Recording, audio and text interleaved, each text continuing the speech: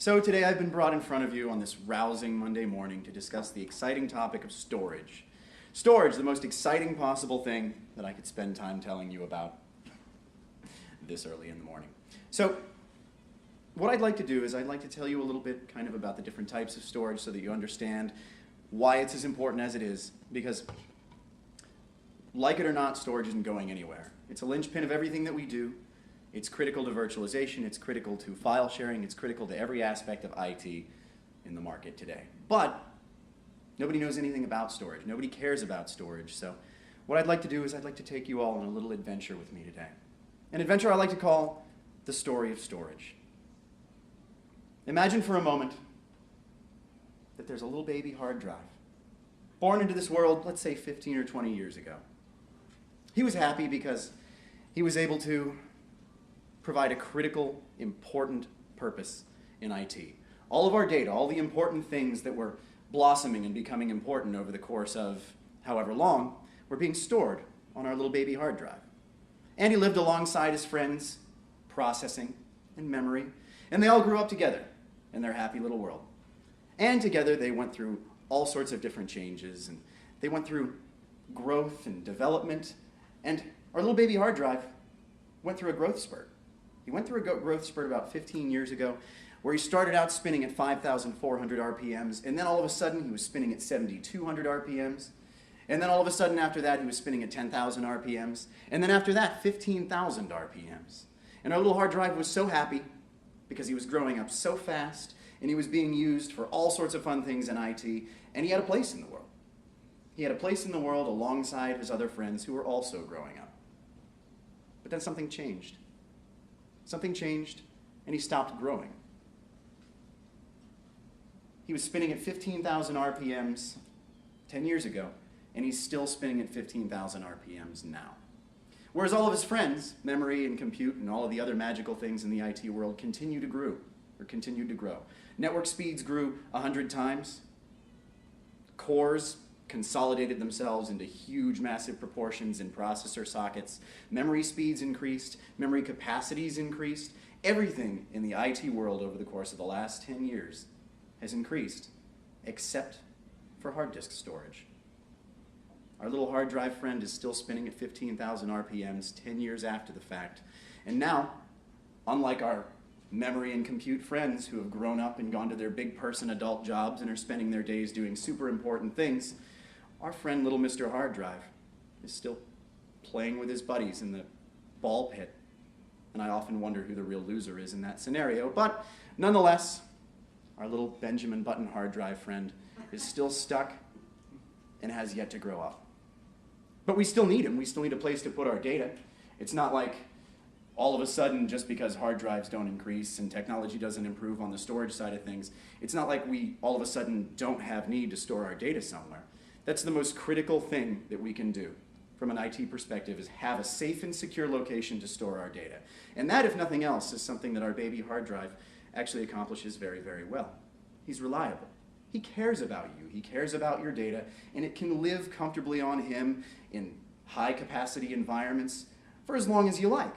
But the challenge is, whenever you need that data served up to you, whenever your commands come in, whenever you have drive requests coming from Baby Drive's big brothers, memory and compute, who are much faster than he is, all of a sudden all of his moving parts and his read-write heads are all moving around all over the place, and he's trying to give the data to you as quick as he possibly can. Try as he might, he can only get it out the door so quickly, but he's trying. And that delay that happens, that's that terrible villainous term, latency. Latency is a problem with disk drives. Always has been, and will continue to be for the foreseeable future. But all of a sudden something changed in the storage market. Somebody had the bright idea to take the technology that we use every single day in SD cards and USB storage and make something bigger and more exciting out of it. Why don't we use flash, they thought. Why don't we use flash as a storage medium in today's market? Flash is different. Flash doesn't have spinning disks or read-write heads that it needs to worry about. It's different in the fact that when you store a block on a flash disk, it's a charged silicon capacitor. And it can feed that data to you as quickly as it can possibly discharge or read those electrical components. So all of a sudden, It's insanely fast. It can feed data to you as quickly as you can ask for it. But, much like turning a light bulb on, there are only so many times that you can turn a light bulb on and off before it bursts.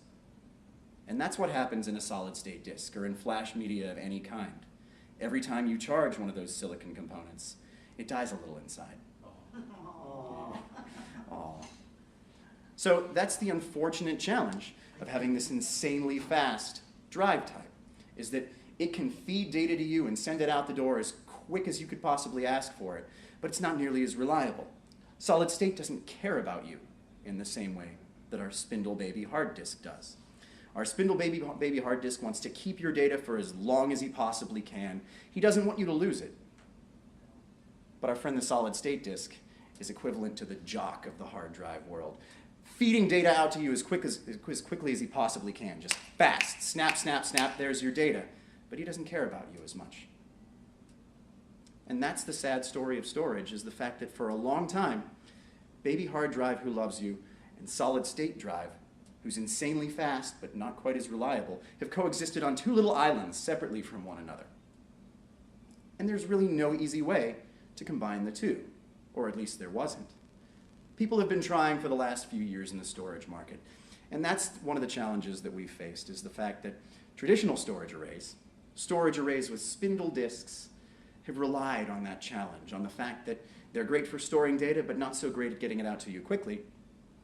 And solid state storage arrays are insanely fast but not as reliable, and also really, really expensive. So storage vendors have been trying for a long time to find easy ways to hybridize those two. It started out simply enough where somebody came up with a bright idea of taking a few solid-state disks and just bolting them onto a traditional storage array. And that was the first hybrid array that we had, a traditional bolt-on flash array. And what was happening is basically the same thing as if somebody had a normal solid-state array sitting next to a physical disk array. People were choosing what blocks and what volumes they wanted to have live on solid state over here, and then they were choosing what different volumes and applications they were going to have living on spindle disks over here, and more time was spent administrating the environment and choosing what tiers of storage to place where, and storage administration was in and of itself a full-time job. And that was okay because we were able to choose what applications to put on fast disk and what applications to put on slower disk, but it doesn't really solve any of our problems. We still have two little islands, two little silos. We have our spinning disk silo, where we can store our data reliably, and we have our solid state silo, where it may not be quite as reliable, but our applications like real-time analytics and desktop virtualization and databases can live and serve out their data as quickly as possible without needing to worry about getting caught up in that nasty world of latency. So how do we solve that problem again? Within the last few years, storage vendors have come up with the bright idea to maybe try that same bolt-on idea, but with something called tiering. Automatic algorithms that will choose when to move data from spindle disks over onto solid-state disks. And these algorithms have matured over the course of the last few years, and like most manufacturers and vendors, there are some that do it well and some that do it not so well. The idea of this concept is the fact that blocks are actually moved from spindle disks over to their solid-state counterparts, and when they're finished and you don't need them over here on solid state anymore, those blocks move back. So it's kind of a way for our little baby hard drive to pass off information to his jock hard drive friend over here, and then his jock friend can hand it back, and they can coexist to some extent with one another. And this works in some cases. It's not always easy to predict the type of storage blocks that are going to need to be moved over here to over here. These guys don't always talk well together, and they don't always predict what blocks need to be moved. And in those instances, if a block heats up and stays over here on spindle disks, then we don't get it as fast as we need to. And desperately as our baby hard drive friend might try, he's not always able to get it over here to solid state quickly enough. And so how do we solve these problems above and beyond? We do things like leverage compute, leverage cores, leverage memory, leverage caching, and we try and change the dynamic, and that's what's happening in the storage market now. Vendors are trying to find creative ways to leverage solid state through caching algorithms and leveraging multiple cores and more memory so that we're able to have all of our friends work together again. Even though baby hard drive never grew up, at least he can work alongside of his friends, memory and compute, and they can all work together to create a storage solution that leverages the strength of solid state and the strengths of spindle disks. Because challenging though it may be to understand, they are two different animals that accomplish two different things. And our objective as storage engineers and as team members are to find the best, most efficient ways to make those two different worlds interoperate in an efficient and intelligent way. And that's the dynamic that's happening in the storage world now. And that's what we have to understand.